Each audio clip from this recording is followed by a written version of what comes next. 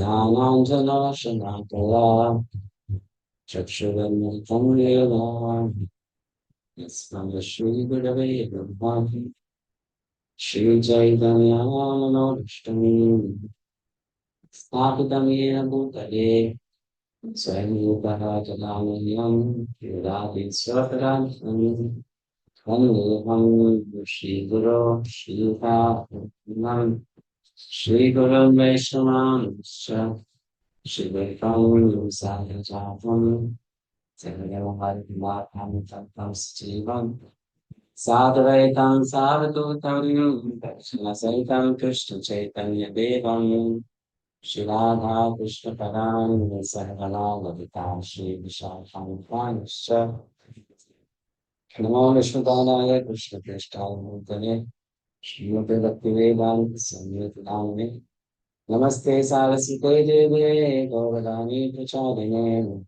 Devasesha Srimani Shakti Namo Mahavadanyaya Krishna Premi Pradayaka Krishnaya Krishna Chaitanya Namadeva Krishna Namo Shri Krishna Karuna Sindhu Dinabando Jagapate Gopesha Gopika Kanta Radhakanta Namaste Kancana Gaurangi Radhe Vrindavaneshwari Shivang Siddhi Ramani Vive Vanchakalpatarubhyasya Kripasindhubhyo Vacha Patitanam Bhavanebhyo Vaishnavebhyo Namo Namaha Jai Shri Krishna Chaitanya Prabhu Nityananda Shri Advaita Gadadhara Shrasadi Gaur Bhaktivinoda Hare Krishna, Krishna Krishna, Hare Hare, Hare Rama, Rama Rama,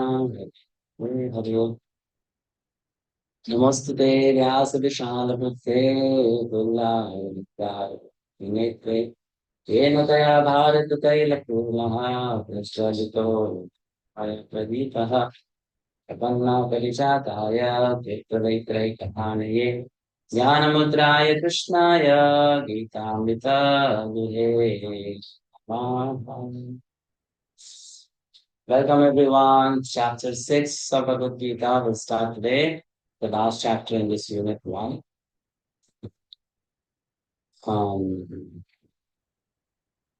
In the previous chapter, we learned from Krishna how to come to peace of mind by practicing Vishvanga. When the mind is peaceful, one can meditate. So, Karma Yoga leads to Jnana Yoga, which leads to Ashtanga Yoga, or Jnana Yoga. So, in this chapter, Krishna explains Jnana Yoga in detail. Sometimes people ask this question: if Krishna wants everyone to do bhakti, why is Krishna giving the knowledge of Ashtanga Yoga and Bhagavad-gita? Two reasons. First of all, he wants to show the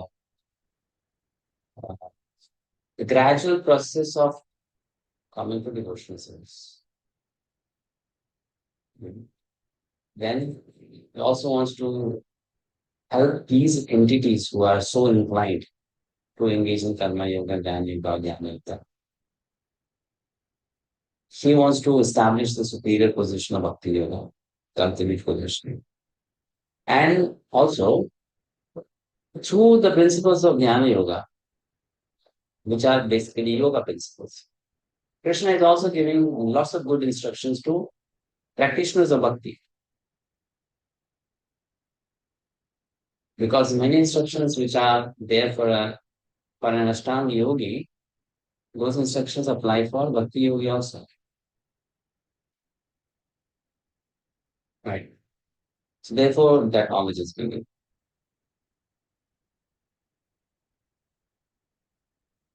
All right.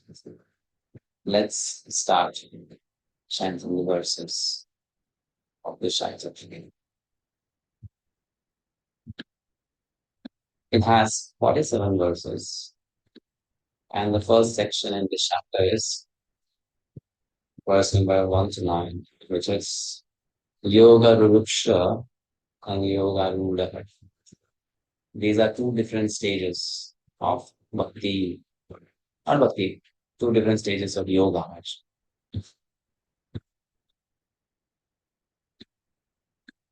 Ashtanga Yoga. Yoga Ruruksha, Yoga Rudha. Yoga Ruruksha is the beginning stage of yoga, and Yoga Rudha is the advanced stage or perfectional stage of yoga. Arudha means to climb upon. If a horse rider has climbed upon the horse, so we'll say Arudha. If a chariot fighter is sitting on the chariot or standing on the chariot, we'll say Arudha. Similarly, Yoga Rudha means what? We have climbed atop yoga, which means we have become successful in yoga. That's called Yoga Rudha, advanced stage of yoga.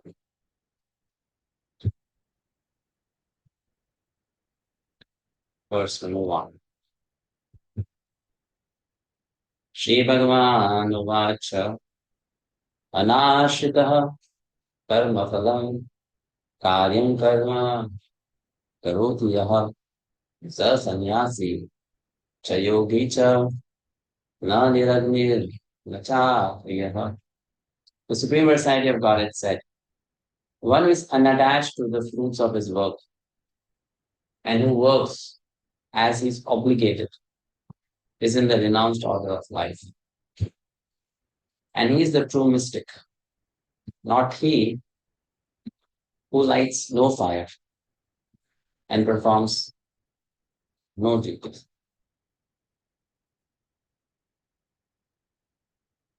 Krishna is defining here what is true sannyas and true yoga. Unattached to the fruits of one's work, works in a dutiful manner, attached dutiful manner. And one does not refrain from doing what is one supposed to do. So that's a sannyasi or a yogi. Perfect. In this chapter, the Lord explains that the process of the Eightfold Yoga system is the means to control the mind and the senses.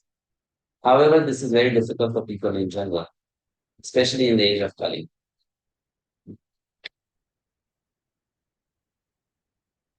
Although the Eightfold Yoga system is recommended in this chapter, the Lord emphasizes that the process of Karma Yoga or acting in Krishna consciousness is better.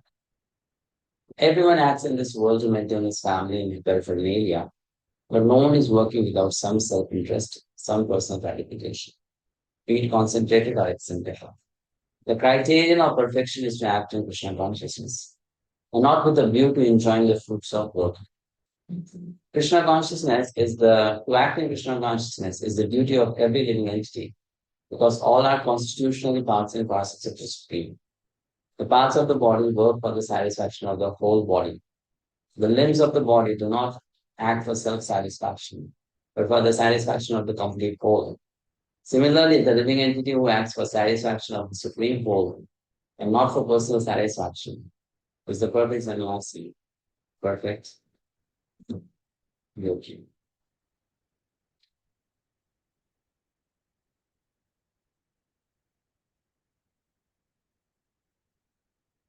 It's for the third time. I mean, Krishna has very assertively told that one should not give up one's work. He told that in chapter 3, he told that in chapter 5. Now he's telling the same thing in chapter 6. And Ashtanga Yogi might think that I'll go to the forest. I'll give up my duties and live there in the forest. But Krishna is saying, even if you are an Ashtanga Yogi, you should still continue to perform detached work before you renounce the world. Which means there is a level of detachment developed, then one can think of renouncing everything. Before that, one can. Right? Lesson is give up the results, not work. Give up the results, not work. Right? Like Prabhupada explains here in the Prabhupada will read this from the slide. Ashokani Prabhuji, please read the content from the slide. Hare Krishna Prabhuji, Dandavat Pranam. Perfect sannyasi. The sannyasis are self-interested because their goal is to become one with the impersonal Brahman. Such a desire is greater than any material desire, but it is not without self-interest. Similarly, a mystic yogi who practices the yoga system with half-open eyes, ceasing all material activities, desires some satisfaction for his personal self. Perfect yogi, but a person acting in Krishna consciousness works for the satisfaction of the whole without self-interest. A Krishna conscious person has no desire for self-satisfaction. His criterion of success is the satisfaction of Krishna, and thus he is the perfect sannyasi or perfect yogi. Hare Krishna.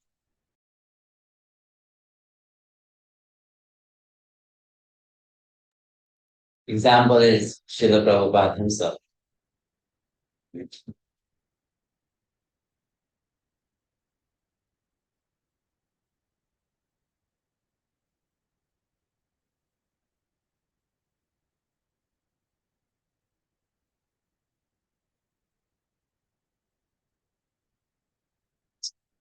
Next verse.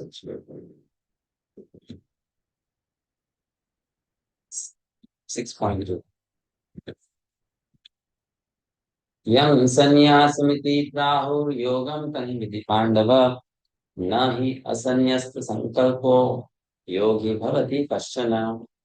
What is called renunciation? You should know to be the same as yoga or making oneself to the supreme. Also, son of Pandit. For one can never become a yogi unless he renounces the desire for sense gratification.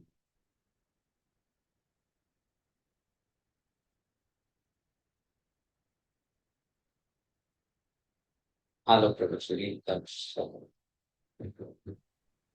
Hare Krishna Prabhu, Dandvat. Real sannyasa yoga or bhakti means that one should know his constitutional position as the living entity and act accordingly. This living entity has no separate independent identity. He is the marginal energy of the Supreme. When he is entrapped by material energy, he is conditioned, and when he is Krishna conscious or aware of the spiritual energy, then he is in his real and natural state of life. Therefore, when one is in complete knowledge, one ceases all material sense gratification or renunciation, all kind of sense gratification activity. This is practiced by the yogis who restrain the sense from material attachment. But a person in Krishna consciousness has no opportunity to engage his senses in the anything which is not for the purpose of Krishna. Therefore, a Krishna conscious person is simultaneously a sannyasi and a yogi. The purpose of knowledge and of restraining the senses as prescribed in the jnana and yoga process is automatically served in Krishna consciousness. If one is unable to give up the activity of his selfish nature, then jnana or yoga of no avail. The real aim is for the living entity to give up all selfish satisfaction and to be prepared to satisfy the Supreme. A Krishna conscious person has no desire for any kind of self enjoyment. He is always engaged for the enjoyment of Supreme.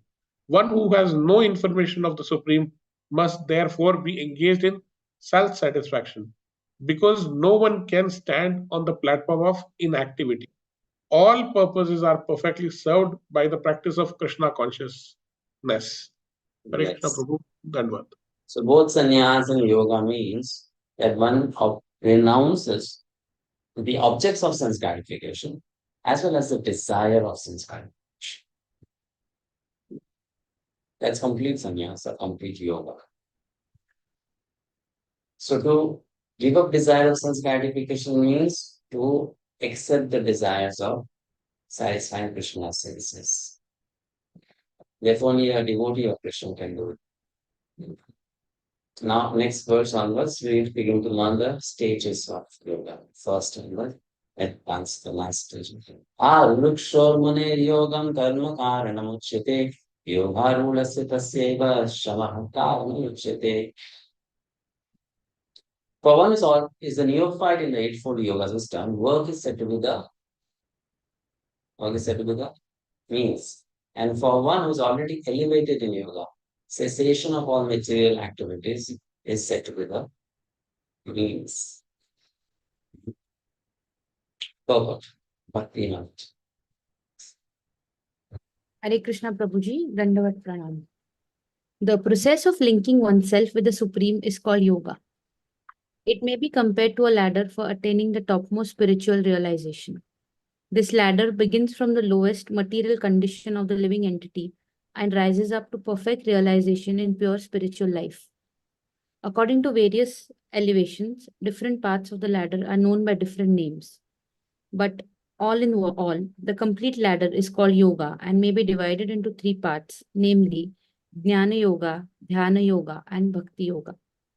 The beginning of the ladder is called Yoga Rukshu stage, and the highest rung is called Yoga Rudha stage. Concerning the Eightfold Yoga system, the attempts in the beginning to enter into meditation through regulative principles of life and practice of different sitting postures, which are more or less bodily exercises, are considered fruitative material activities.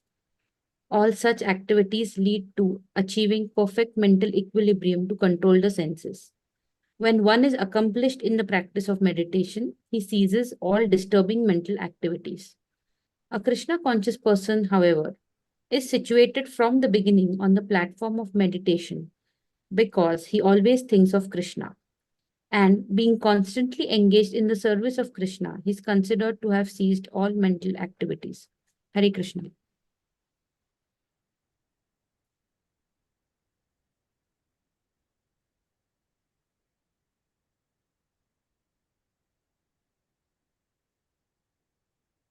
Fourth verse. Yadahi nendriyateshu na karmashu anusachyate sarva sankalpa sannyasi yoga rudasya duchyate. A person is said to be elevated in yoga when having renounced all material desires, he neither acts for sense gratification nor engages in fruitive activities. So let's look at the slide first.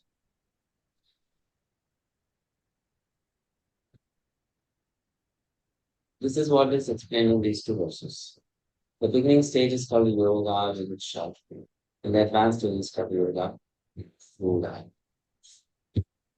In the stages, from the bottom one to the topmost one, there are intermediate stages, sub-stages, which are the 8 limbs of Ashtanga. Yama, Niyama, Asana, Pranayama, Pratyahara, Dharma, Dhyana, Samadhi. In these 8 stages of yoga practice, there are particular instructions on how we are going to rise from this stage to the next stage. What will be the practice on that stage, and then how will you rise from that to the next one? Brief description is this way. Yama means the don'ts, sense control, social life, diet control, lifestyle control, sex life, all that you give up. Niyama is the do's, the regulative principles, what should be done on daily basis. Then asana is the bodily exercise, sitting posture, living near a river in a cave, sitting on a tusha grass mat, all that. Pranayama, breathing exercise.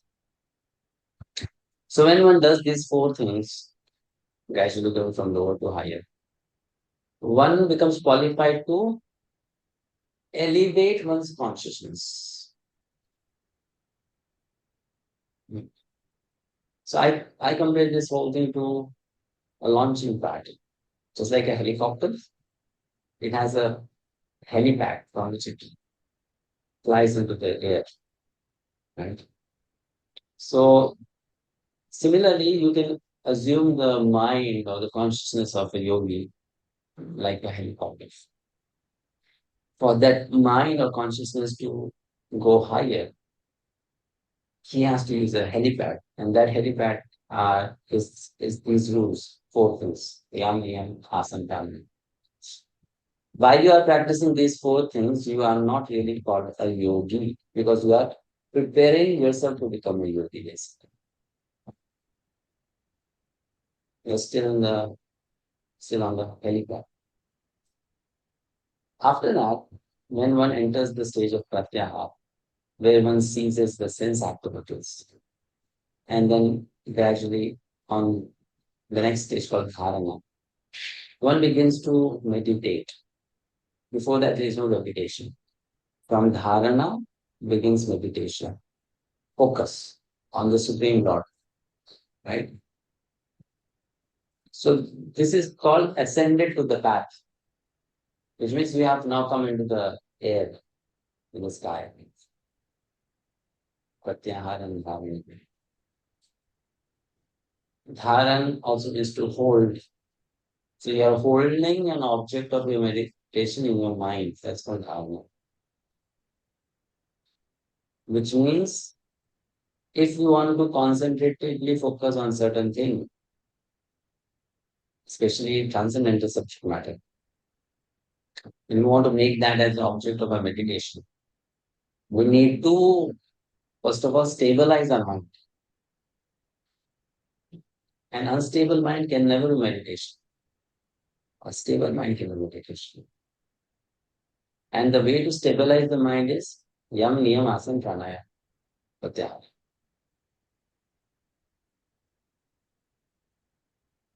Then you start doing a meditation. And after the meditation process has begun, then one can fly in the sky. That's called going to the stage of jnana and samadhi.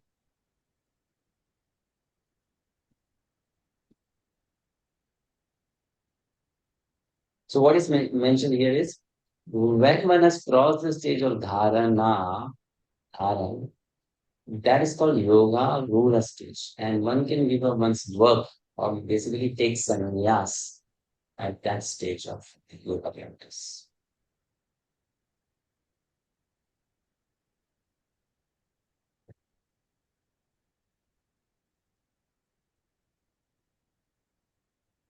So those who are trying to go higher in this path are called yoga rukshaha.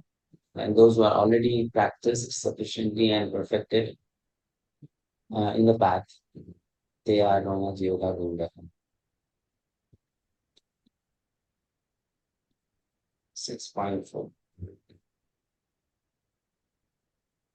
Yes, we're going to rank it. Hare Krishna Prabhu, Dhanapranam.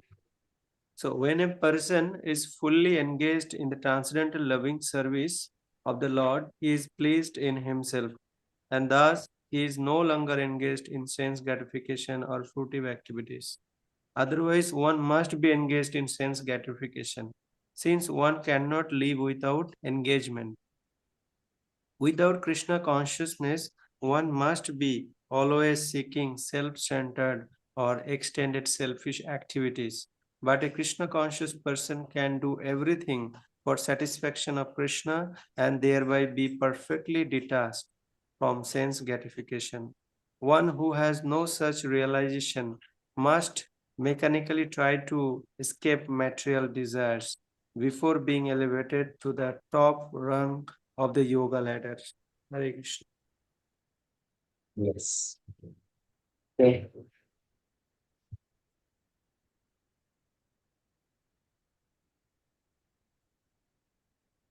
Next verse. Now, in the process of practicing yoga, the most important thing is to control one's mind. Senses also, but more than that is the mind. Therefore, in this chapter, you see Krishna instructing a lot about mind control. Because Ashtanga Yoga is completely the game of mind. Yeah? And therefore, there are a lot of instructions about mind control in this chapter. Verse number 5. Uddharet atmanatmanam natmanam avasadaye atmaiva yatmano bandhur atmaiva rupuratmanaha. One must deliver himself with the help of this mind and not degrade himself. The mind is a friend of the conditioned soul and his enemy as well.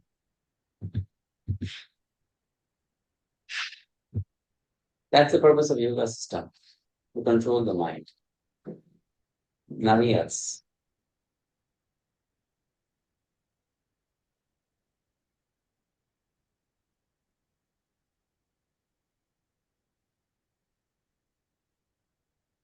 Let's read the purpose. Varshana Niganath. Hare Krishna Prabhuji. The word Atma denotes body, mind, and soul, depending upon different circumstances. In the yoga system, the mind and the conditioned soul are especially important. Since the mind is a central point of yoga practice, Atma refers here to the mind. The purpose of the yoga system is to control the mind and to draw it away from the attachment to the two sense objects. It is stressed herein that the mind must be so trained that it can deliver the conditioned soul from the mire of nescience. In the material existence, one is subjected to the influence of the mind and the senses. In fact, the pure soul is entangled in the material world because the mind is involved with the false ego, which desire to lord it over material nature. Therefore, the mind should be trained so that it will not be attracted by the glitter of material nature, and in this way the conditioned soul may be saved. One should not degrade oneself by attraction to sense objects. The more one is attracted by sense objects, the more one becomes entangled in material existence. The best way to disentangle oneself is to always engage the mind in Krishna consciousness. The word he is used for emphasizing this point. That is, that one must do this. It is also said, Mana eva manushyanam karanam bandha mokshaya bandhaya vishya sango muktaya nirvishayam mana. For man, mind is the cause of bondage and mind is the cause of liberation. Mind absorbed in the sense object is a cause of bondage, and the mind detached from the sense object is a cause of liberation. Amrita Bindu Upanishad 2. Therefore, the mind which is always engaged in Krishna conscious is the cause of supreme liberation. Thank you, Prabhuji. Hare Krishna. Srila Prabhupada is making it very simple to understand. He's saying the only way to refrain from sense gratification, which is the cause of bondage, is Krishna consciousness. Otherwise, we artificially stay away from sense gratification by practicing the mechanical process of Ashtanga Yoga. But better than that is Krishna consciousness. In the Prabhupada is explained that most of the people, they are attracted to the detail of material nature. But the mind should be trained to not do that. One very good, beautiful song is written by Srila Bhakti-sastri. It's a long song in English. We wrote it in English. A poem on a Sara Gram Vaishnava, where he is glorifying devotees or Vaishnava, an essence-seeking Vaishnava. So there he mentions about the futility of sense gratification, which people engage in. So he says, very beautiful verse says here in verse, in verse song. Alas, for those that spend their days in festive mirth and joy, the dazzling, deadly liquid forms their hearts forever employed. Then he says, the shining bottles charm their eyes and draw their hearts' embrace. The slaves of wine can never rise from what we call disgrace. Was man intended to be a brute in work and heart? Should man the law of all around from common sense depart? Man's glory is in common sense, dictating us the grace that man is made to live and love the beauteous heavens embrace. So it keeps on, very long poem. That's where he mentions the futility of material sense gratification. Man is made to live and love the beauteous heavens embrace, the embrace of Krishna. So that's Sadhana Vaishnava, the essence of Vaishnava. Safe away from futile sense gratification. Right? Next verse. Bandhur Atmanatman Bandhur Atmatmanastasya Yenatmaivatmana Jitah Anatmanastu Shatrutve Varte Tatmaiva Shatruvat. So therefore what you should do, Arjuna? For him who has conquered the mind is the best of friends. But for one who has failed to do so, his mind will be the greatest enemy.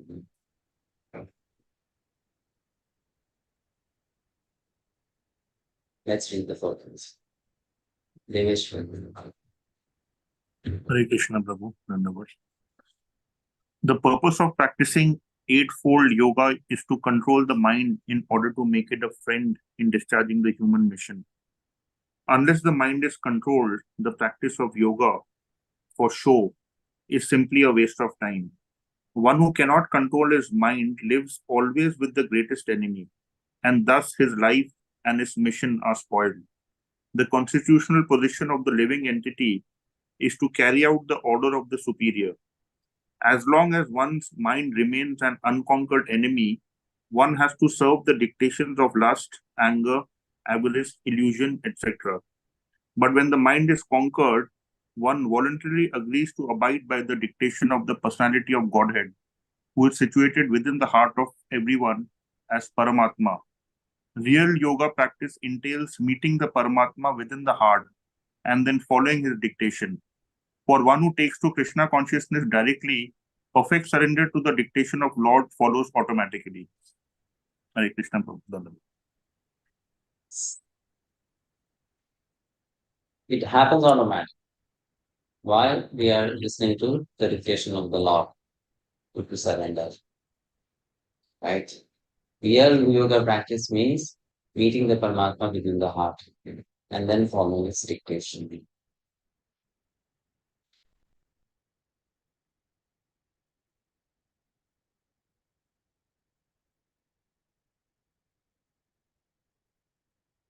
So am I controlled in my mind? If one wants to know that, Arjuna may ask Krishna. Arjuna may, out of curiosity, think, what about myself, my situation? Have I controlled my mind? No. So let's read this verses 7, 8, 9.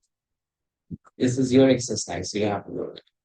You read the verses 7, 8, 9. And you find the symptoms of one who has controlled the mind. I'll just read the verse and translation. Then you can mention the qualities or symptoms. Verse 7. Jitatmana prashantasya paramatma samahitaha shitoshna sukha dukkeshu pathamana pamanayahu. For one who has conquered the mind, the supersoul is already reached, for he has attained tranquility. To such a man, happiness and distress, heat and cold, honor and dishonor are all the same. Let's read the next verse now. 8. Jnana Vijnana Trittatma Kutasto Vijitendriyaha Yukta Ityuchyate Yogi Samadoshta Ashma Kanchanaha. A person is said to be established in self-realization is called a yogi when he is fully satisfied by virtue of acquired knowledge and realization. Such a person is situated in transcendence and is self-controlled. He sees everything, whether it be pebbles, stones, or gold, as the same. And now, Suhil Mitrari Udasina Madhyastha Veshabandashu Sadhushu Api Chapapeshu Samarudhir Vishishyate. A person is considered still further advanced when he regards honest well-wishers, affectionate benefactors, the neutral mediators, the envious, friends and enemies, the pious, and the sinners, all with an equal mind. So if you read the translation of these three verses, what are the qualities or symptoms that you find a person who has controlled the mind has? How many qualities? And what are those qualities? From the verses, 7, 8, 9. Unaffected by the dualities of material existence. Mention the qualities one by one, which you find in the verses. If you can also underline the Sanskrit, that will be very nice. What the quality of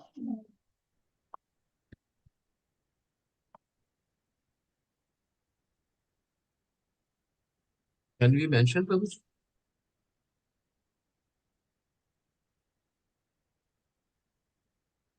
You can note it down somewhere.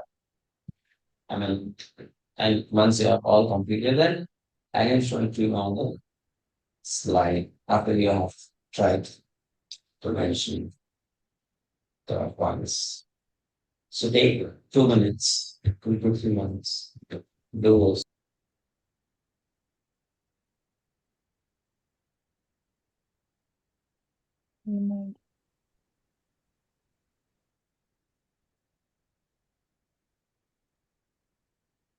Must have done, all of you.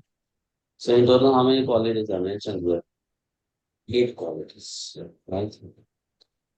This is the table showing them.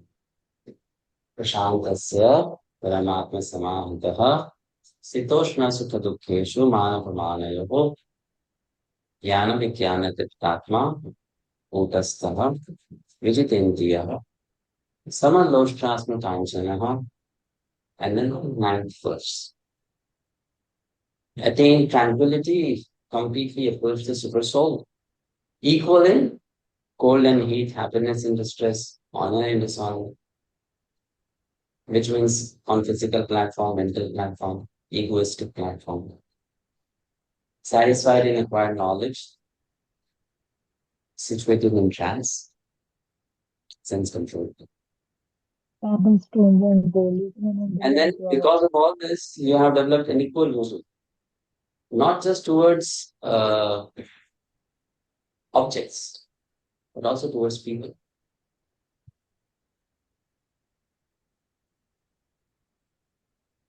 To see different kinds of people equally is more difficult than seeing objects equally.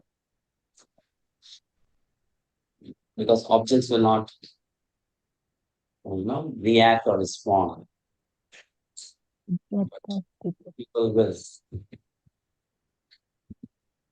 So these are the qualities of someone whose mind is in control. So we can ask a question to ourselves. Is our mind in our control?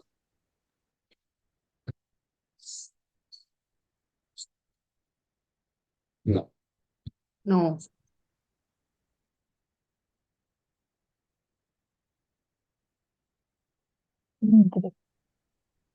So someone whose mind is not in control is called a crazy person.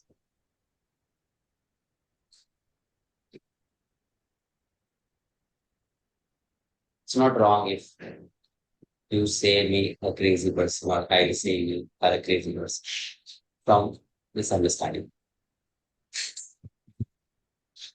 Right.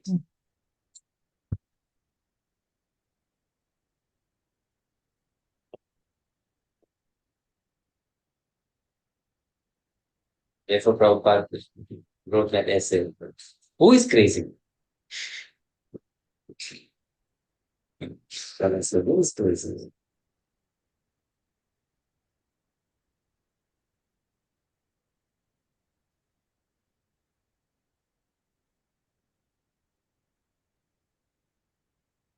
How can the mind be controlled? There are many guidelines on that. But there's one guideline which is like the best guideline. What is that? It can be done if we agree to admit and follow some superior dictation. Then mind control becomes easy. We have to listen to a superior dictation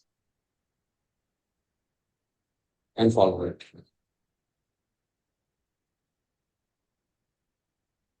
Then mind can be controlled. And therefore, for devotees practicing Krishna consciousness, that superior dictation comes from scriptures. So one should study the scriptures. That superior dictation comes from sadhu sangha, sadhu vani. So one should hear from the sadhus. That superior dictation comes from the spiritual master. So one should attentively associate and hear from the spiritual master, but ask for instructions. And that superior dictation comes also from the super soul, the Chaitya Guru. So one should be very conscious of the voice of the super soul. In this way, for a practicing devotee, it becomes easier to control the mind.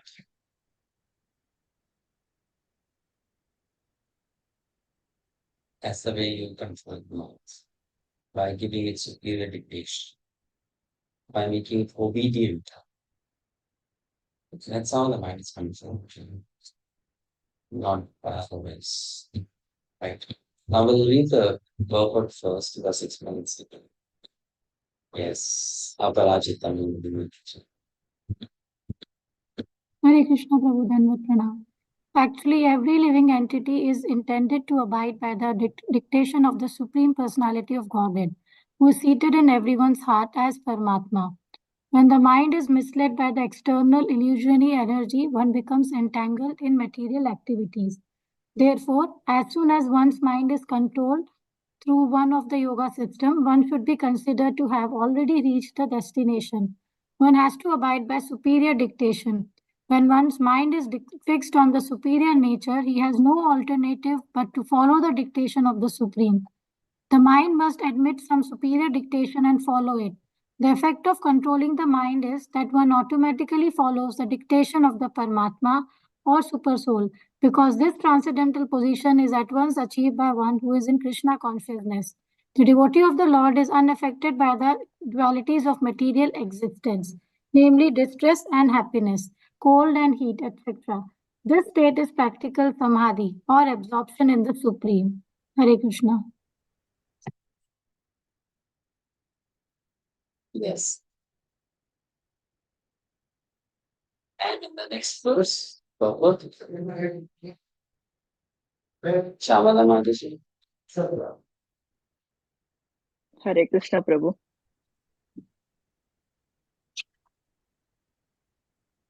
Read the first line. Yeah, book knowledge without realization of the supreme truth is useless. This is stated as follows. Ata Shri Krishna Namadi na bhaved gruham indriyaha sevayo mukhe hi jivadahu swayam eva spute adaha. No one can understand the transcendental nature of the name, form, quality and pastimes of Sri Krishna through his materially contaminated senses. Only when one becomes spiritually saturated by transcendental service to the Lord or the transcendental name, form, quality and pastimes of the Lord revealed to him. Bhakti Rasamrita Sindhu 1.2.2 234. Next, This Bhagavad this Krishna Maharaj. Hare Krishna Prabhuji, Dandavat Pranam. This Bhagavad-gita is the science of Krishna consciousness.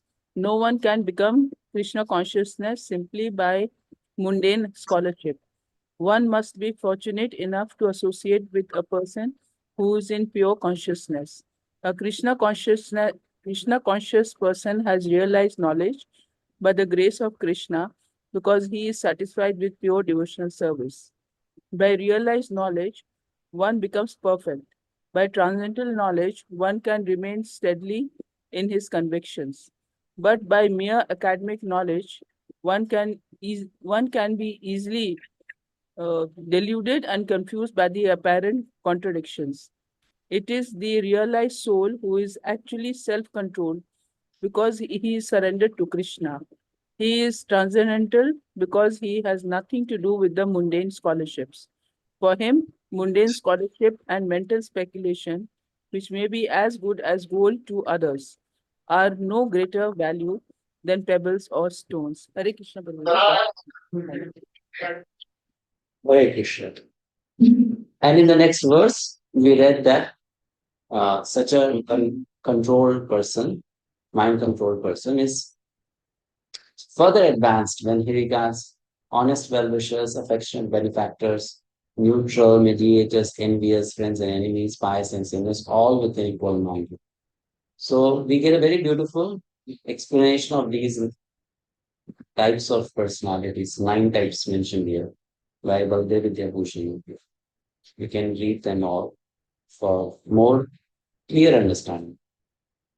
So it says, Suhrita means one who by his or her nature desires another person's benefit. Out of nature, it's not that that person has a relationship with the other person. So it means it is that person's nature to always wish well for others. That is Suhrita. And you find such people very less. Then next is Mitra. One who does good for you out of affection for you. Which means maybe a friend or relative. One who is in relationship, some kind of relationship with you.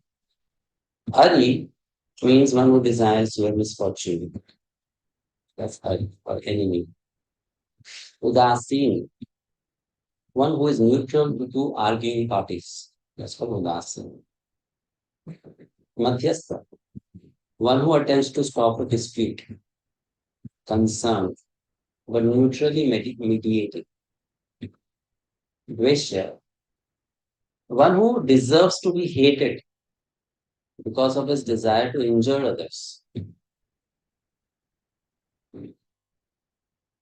Bandhushu, one who desires one's benefit because of a family relationship. Sadhushu, one who follows dharma. Papeshu, one who does not follow that. So a person who is very advanced in mind control will see all these 9 kinds of people equal.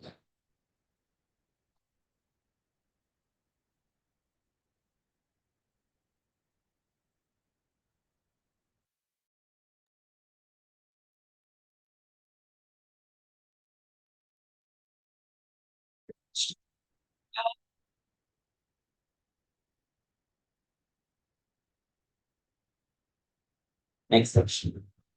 Stages in yoga practice and perfection in yoga. So far, Lord Krishna has only given some understanding of the Ashtanga Yoga. He has not explained in detail about what happens in the beginning stage and the advanced stage. Now we're going to explain the stages in practice as well as in perfection. 10.32. No, sorry, 6.32. Up to that. 6. Let's see it. 6.10.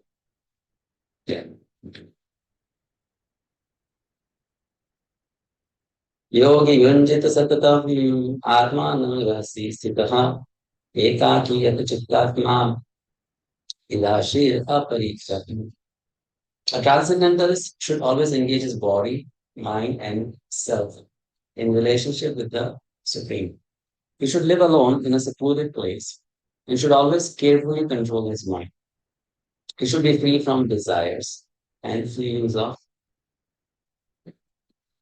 possessiveness.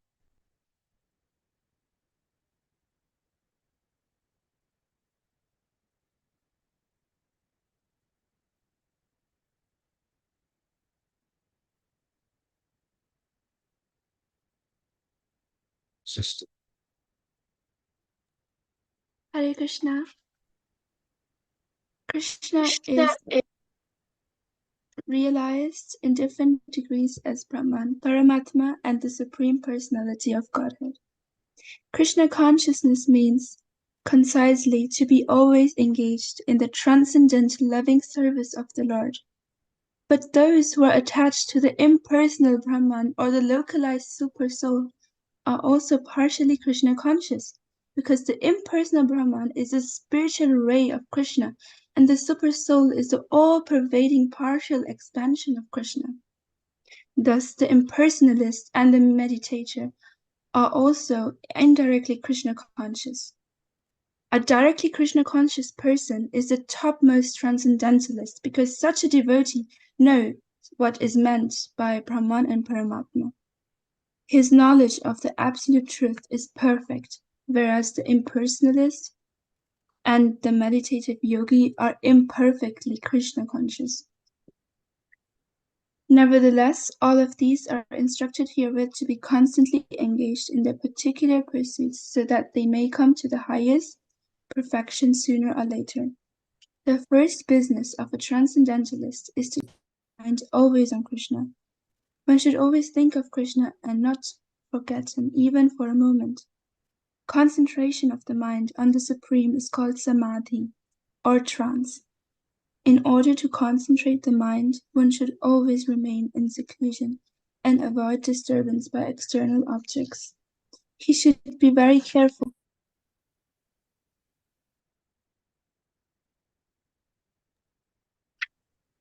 that affect his realization.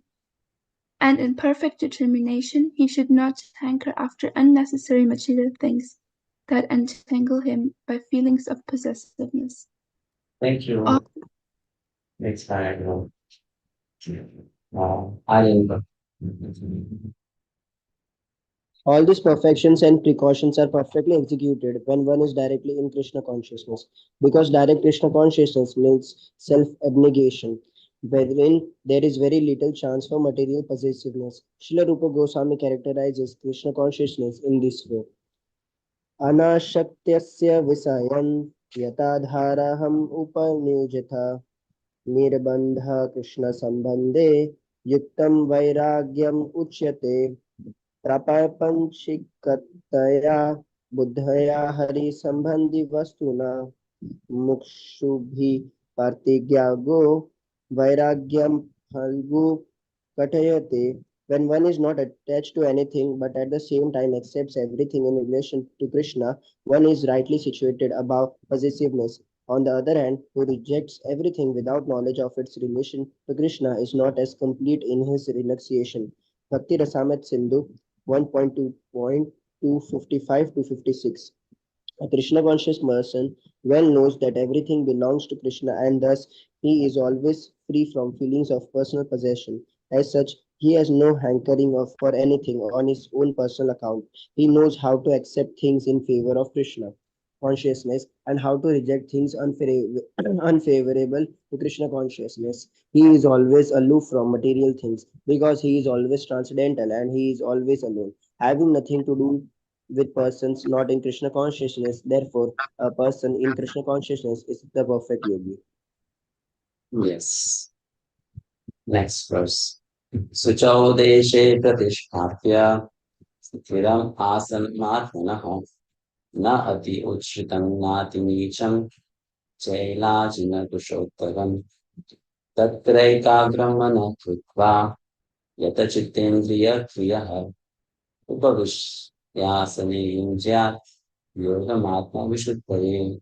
These are the basic practices for someone at the lowest stage of yoga.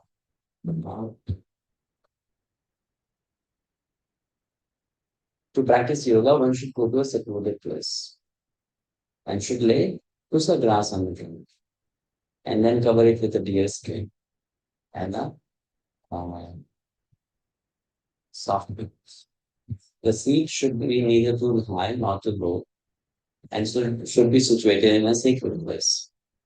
The yogi should then sit on it very firmly, practice yoga to purify the heart by controlling his mind, senses, and activities, and fixing the mind on one point. Purpose.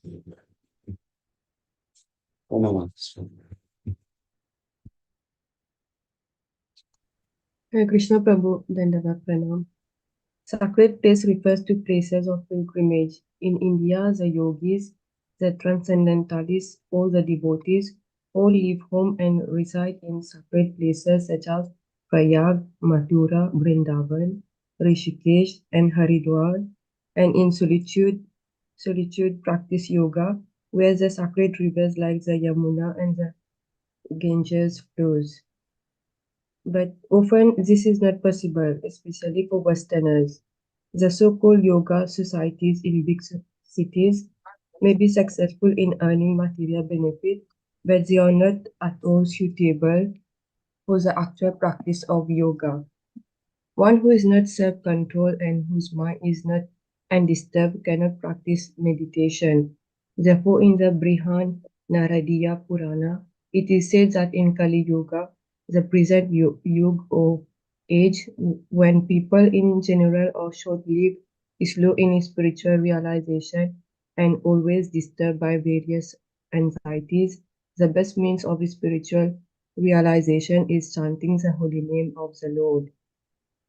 Hare Nama, Hare Namaiva Kevalam. Kalu Nasti, Eva Nasti, Eva Gatir Anyata. In this age of quarrel and hypocrisy, the only means of deliverance is chanting the holy name of the Lord. There is no other way, there is no other way, there is no other way. Hare Krishna. There's no other way. Srila Prabhupada is discouraging the kind of yoga practice which is explained here. Going to a secluded place and meditating. Next. Samam Vikaya Shiro Grivam Dhariyanachalam Thiraha Samprekshya Nasikagram Swam Dishas Chanavalokayan Prashantatma Vikati Yugata Bhir Brahmachari Vate Sthitaha Mana Samyamya Machito Yukta Asi Tamatkaraha.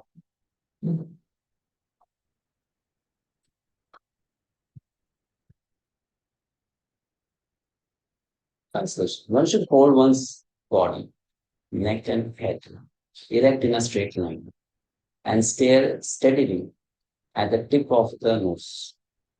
Thus, with an unagitated, subdued mind, devoid of fear, completely free from sex life, one should meditate upon me within the heart and make me the ultimate goal of life. Mukunda Krishna. The goal of life is to know Krishna, who is situated within the heart of every living being as Paramatma, the four-handed Vishnu form. The yoga process is practiced in order to discover and see this localized form of Vishnu and not for any other purpose. The localized Vishnu Murti is the plenary representation of Krishna dwelling within one's heart. One who has no program to realize this Vishnu Murti is usually uselessly engaged in mock yoga practice and is certainly wasting his time. Krishna is the ultimate goal of life, and the Vishnu Murti situated in one's heart is the object of yoga practice. To realize this Vishnu Murti within the heart, one has to observe complete abstinence from sex life. Therefore, one has to leave home and live alone in a secluded place, remaining seated as mentioned above. One cannot enjoy sex life daily at home or elsewhere and attend a so-called yoga class and thus become a yogi. One has to practice controlling the mind and avoid all kinds of sense gratification, of which sex life is the chief. In the rules of celibacy written by the great sage Yagyavalkya, it is said, Karmanaman Karmanamanasavacha Sarvavasthasu Sarvada Sarvatra Methuna Tyago Brahmacharyam Prachakshate. The vow of brahmacharya is meant to help one completely abstain from sex indulgence in work, words, and mind, at all times, under all circumstances, and in all places. No one can perform correct yoga practice through sex indulgence. Brahmacharya is taught, therefore, from childhood when one has no knowledge of sex life. Children at the age of 5 are sent to the Gurukula, or the place of the spiritual master, and the master trains the young boys in the strict discipline of becoming brahmacharis.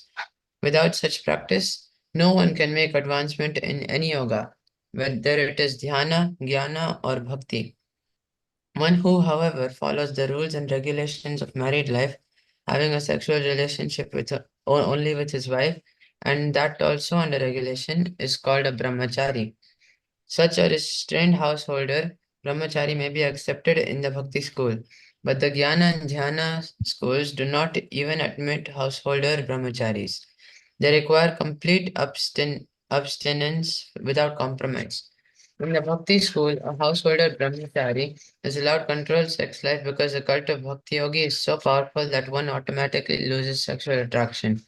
Being engaged in the superior service of the Lord, in the Bhagavad-gita 2.59, it is said, Vishayavini vartante niraharasya dehinaha rasavarjam rasopyasya param drishtva nivartate.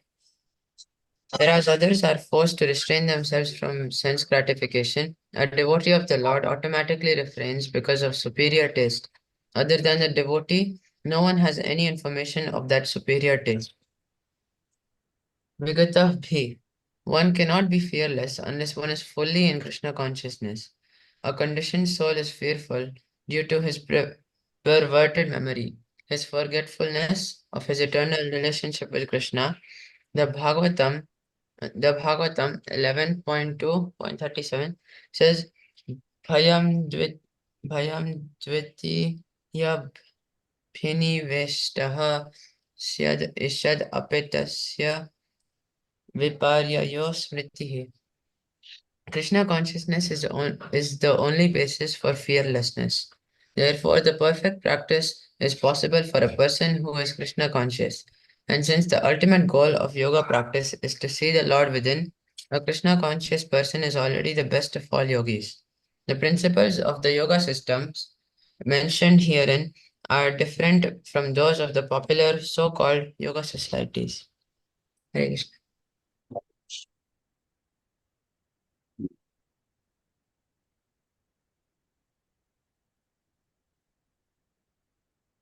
In the purpose, previous 2-3 verses before, it was mentioned that a yogi should live in a secluded place, alone.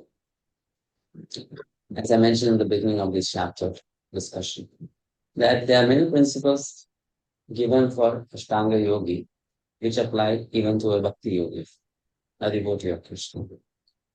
So, what are the ways in which a bhakti yogi or a devotee can follow this principle of living in a seclusion from others or living alone? Practically. We know one thing that devotees are recommended to live in devotee association, Bhakti Sangha. But then, how can they apply this principle in this teaching?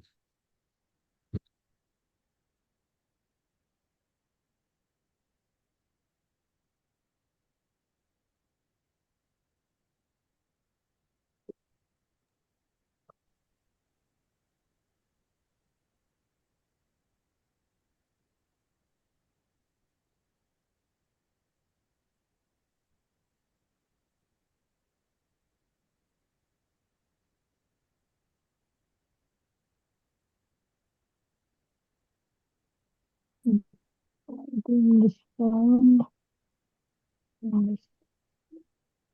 Karma.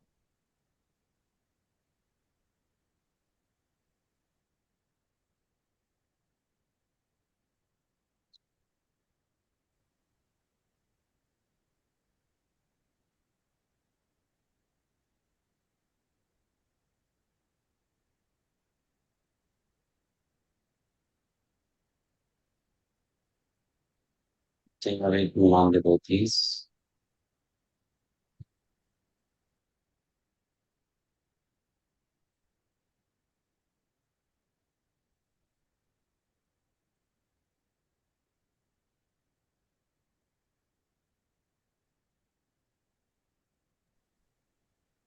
Prabhuji, applying mind control while chanting. Mind control usually. Living like a lotus in the water. Like a lotus. In the water, no? Being untouched by the water, like lotus flower. Doing nishkam karma, like not desiring for the fruit of the actions, and living in grasta and following all the prescribed rules and regulations of the shastras. Voice is very low in volume, but it's okay. I think I understood. So you said like, living like a lotus in water or mud. Mm. Association of devotees, staying in association of devotees. Hare Krishna Prabhuji, dovetailing all our activities in Krishna consciousness. Yes, and Prabhuji, it is said that devotees should never remain alone. They should always be in the association of devotees doing anything, whether it is chanting or singing. But does it mean that even while associating with the devotees, they should internally concentrate on Krishna always, like we say, always remember Krishna and not forget Krishna? Is this the thing that we are alone at the same time when we are in association of the devotees? point. Oh, that's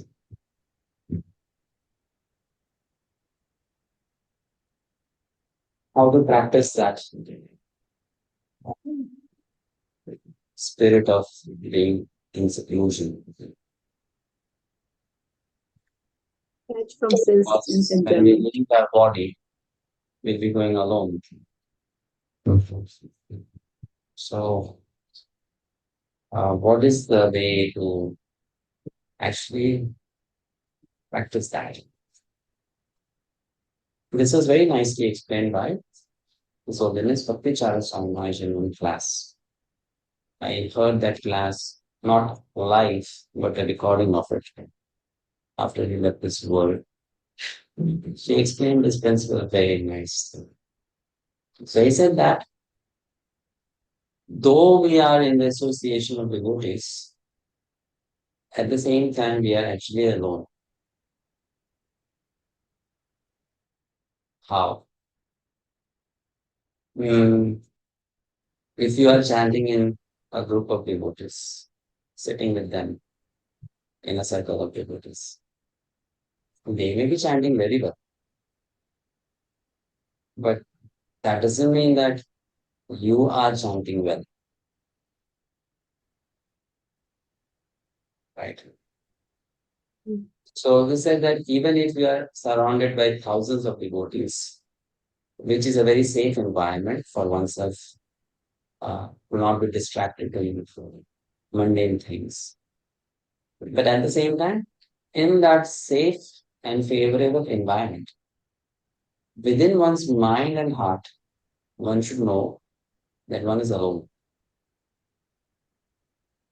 And with that loneliness, which actually makes one little uncomfortable in this material world, be connected to Krishna. If we don't feel lonely or alone, we will also not have the impetus to inquire about the higher self. Right? Because honestly speaking, in the times of loneliness, one wants to hear to the voice of the super soul. When one is surrounded by everyone else, one doesn't want to listen to the voice of the super soul. Right? So what Maharaj says that we should always be in association of devotees. We should chant with them, hear Bhagavatam with them, honor prasadam with them, stay with them, be with them always. But at the same time, we should internally know, though I am with all of them, I am still very alone, you know, in my journey back home, back to body. When I die, I don't know who will be around me.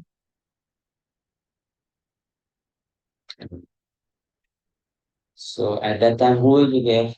At that time, whatever my state of mind is there, that will be with me. So one should then focus on development of that. Now that's a very interesting instruction or observation because sometimes we become so carried away by the association of devotees that we, instead of focusing on practicing Krishna consciousness in their association, we start too much of focus on socialization. Right? Which is not the purpose of coming together. So coming together with devotees, do not forget the goal, which is development of one's relationship with Krishna, internal relationship with Krishna. That is the purpose. So we are with devotees, at the same time we are alone in a pursuit of Krishna consciousness, in a journey of Krishna consciousness. Right? In that way, a devotee practices separation. Therefore, we should chant in association of devotees, but we should listen to our own chanting.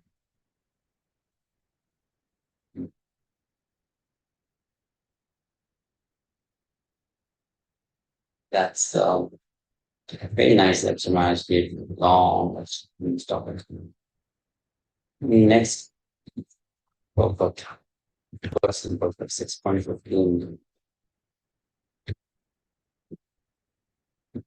युञ्जनेवं सदात्मानं योगी नियतमानसः शान्तिं निर्वाण परमां मत्संस्थामधिगच्छति.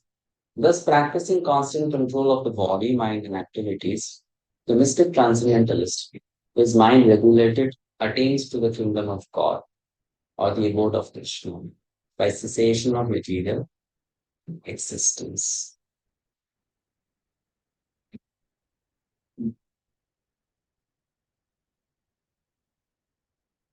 Perfect.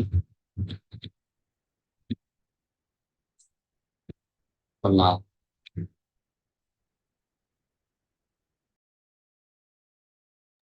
Hare Krishna, Prabhuji. Hare Krishna, everyone. The ultimate goal in practicing yoga is now clearly explained. Yoga practice is not meant for attaining any kind of material facility. It is to enable the cessation of all material existence. One who seeks an improvement in health or aspires after material perfection is no yogi, according to Bhagavad-gita. Nor does the cessation of material existence entail one's entering into the void, which is unlimited. There is no void anywhere within the creation of the Lord. Rather, the cessation of material existence enables one to enter into the spiritual sky, the abode of the Lord. The abode of the Lord is also clearly described in the Bhagavad-gita as that place where there is no need of sun, moon, or electricity. All the planets in the spiritual kingdom are self-illuminated, like the sun in the material sky. The kingdom of God is everywhere, but the spiritual sky and the planets thereof are called Paramdhama, or superior abodes. Should I continue? Yes. A consummate yogi who is perfect in understanding Lord Krishna is as is clearly stated herein by the Lord himself, Mat Chitta Mat Paraha Mat Sthatnam, can attain real peace and can ultimately reach his supreme abode, Krishnalok, known as Goloka Vrindavan. In Brahma Samhita 5.37, it is clearly stated, Goloka eva niva Sati Akhil Latma Bhutaha. The Lord, although residing always in his abode called Goloka, is the all-pervading Brahman, and the localized Para Atma as well by need of his superior spiritual energies. No one can reach the spiritual sky, Vaikuntha, or enter into the Lord's eternal abode, Goloka Vrindavan, without the proper understanding of Krishna and his plenary expansion, Vishnu. Therefore, a person working in Krishna consciousness is the perfect yogi, because his mind is always absorbed in Krishna's activities. Savai Manaha Krishna Padara Vindayuhu. In the Vedas also, Svatara Upanishad 3.8, we learn Tam eva vidivati mrityum eti. One can overcome the path of birth and death only by understanding the Supreme Personality of Godhead, Krishna. In other words, perfection of the yoga system is the attainment of freedom from material existence and not some magical jugglery or gymnastic feats to befool innocent people. Hare Krishna. Thank you.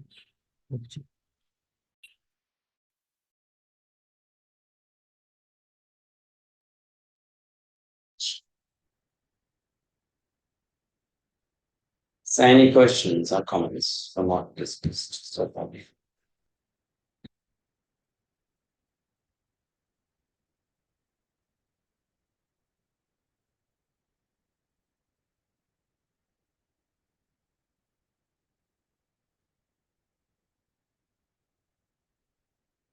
Hare Krishna Prabhu.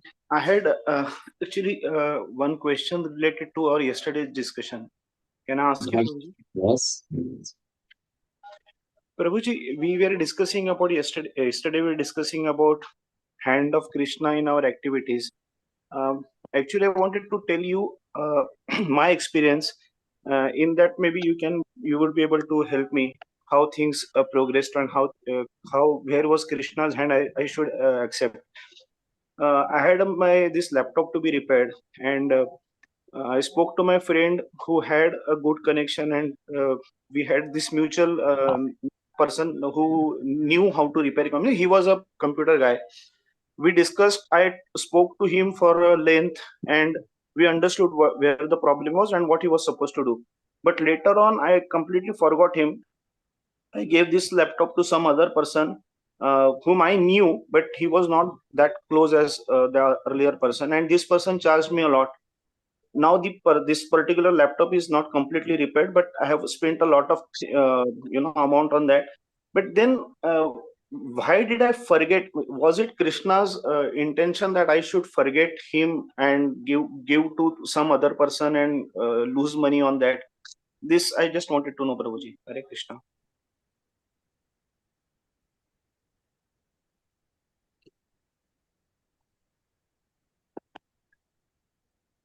Definitely not that it was Krishna's intention. It's just a mistake that you did.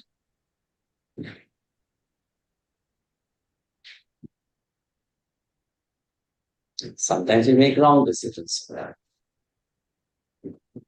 because it's a tendency of a human being to be mistaken. Wrong judgment, wrong interpretation. We are still conditioned souls, right? And conditioned soul will make mistakes. So it's not that Krishna's divine inspiration made you do that mistake. It was a mistake.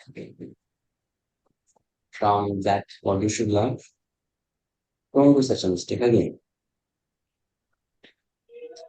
That's the takeaway. Right? Yeah, Prabhuji, but we say we should see hand or feel hand of Krishna in every activity or Yeah, so whatever. you should feel Krishna's hand in this way that you did a mistake, and that mistake, because you did that mistake, now you're feeling repentant about it. So that repentance is also coming as a chastisement from Krishna. That's how you should see Krishna's hand. Krishna's hand doesn't mean that it will always be a soft, cozy, comfortable hand. Krishna's hand also means sometimes it will be a tight slap on your face. Both are Krishna's hands. So now when you feel, oh, what a stupid I was, I did such a mistake. So that feeling of stupidity which is there, I did such a mistake, I was such a fool. That is also Krishna's hand, but not very sweet hand or soft hand.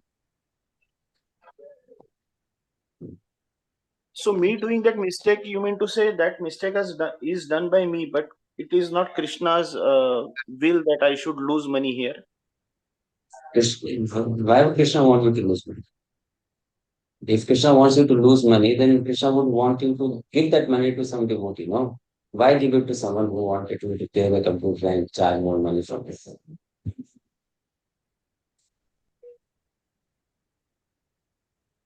It's a mistake. But that could be my When bad you say karma. Krishna, you do not understand the concept it makes yesterday when we were discussing. What we were discussing yesterday, it's not Krishna inspiring people to do what they're doing. Krishna is only sanctioning it. It's not inspiring. Right? Now you lost money, that may be your karma. That's not Krishna's inspiration or intervention.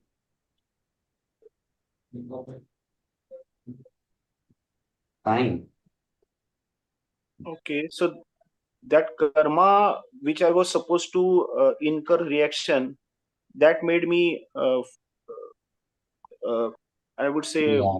That forget. made me that made me that made you take a wrong decision. Okay. You admit, right? It was a wrong decision. Yes. You admit that you did it in foolishness. Yes. So that foolishness or wrong decision was inspired by a past karma. Okay. Okay.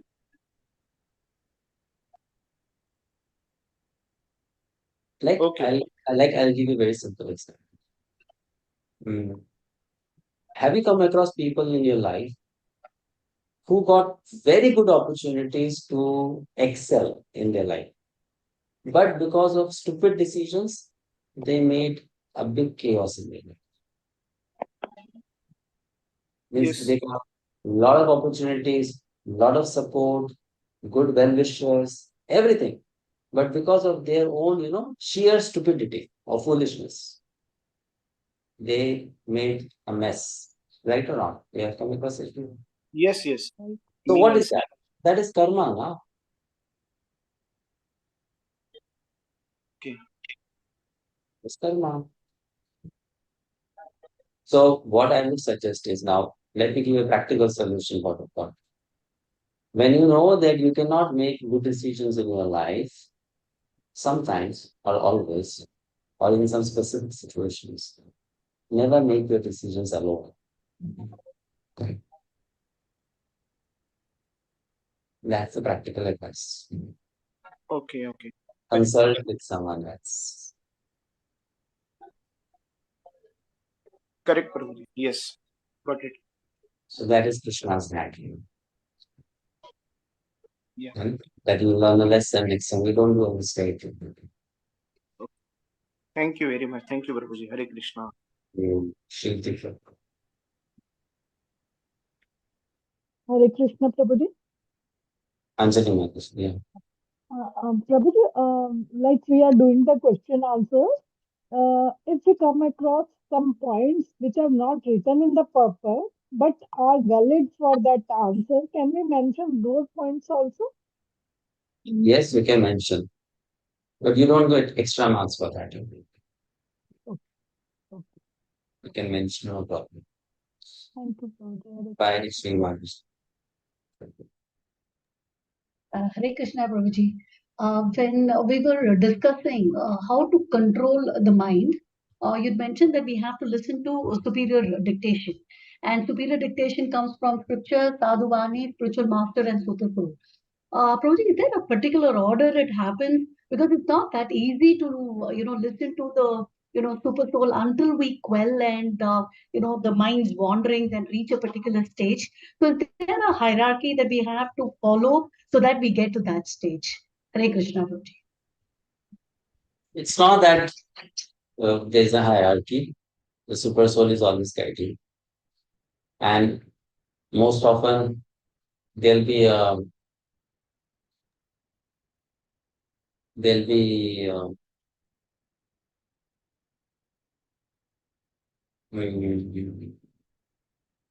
confirmation from all. Like you read something, you hear something, then there's the inner voice. So then it's like you are getting confirmation from every direction. So that's how one gets the guidance. As we study scriptures, we listen to Sadhvani, follow the spiritual master. The voice of the super soul also becomes proportionately stronger. It goes together. Prabhuji, sometimes we get some contradicting messages which we are not able to Yeah, so reconcile. in that case, we should then consult or have a discussion, open discussion with someone else. And so the mind will kind of feel comfortable at that point, with the decision that we are making if we do all these processes. Yes, the mind will accept it. They'll not be fear in them. Thank They'll be you. confidence. Thank you. Hare Krishna. Shri Hare Krishna, Prabhu, Dandavat Pranam. Prabhu, the point which you mentioned about, being alone in devotees association, could you please reiterate that once more? I could not understand it clear enough. Being alone in devotee association means you be in devotee association and don't forget the goal of being in devotee association, which is to develop love and devotion for Krishna.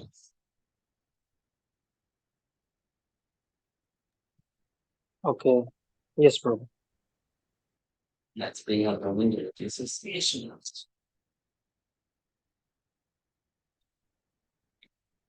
The goal of coming together in devotee association is that the goal is not to come together and look for Chalpa.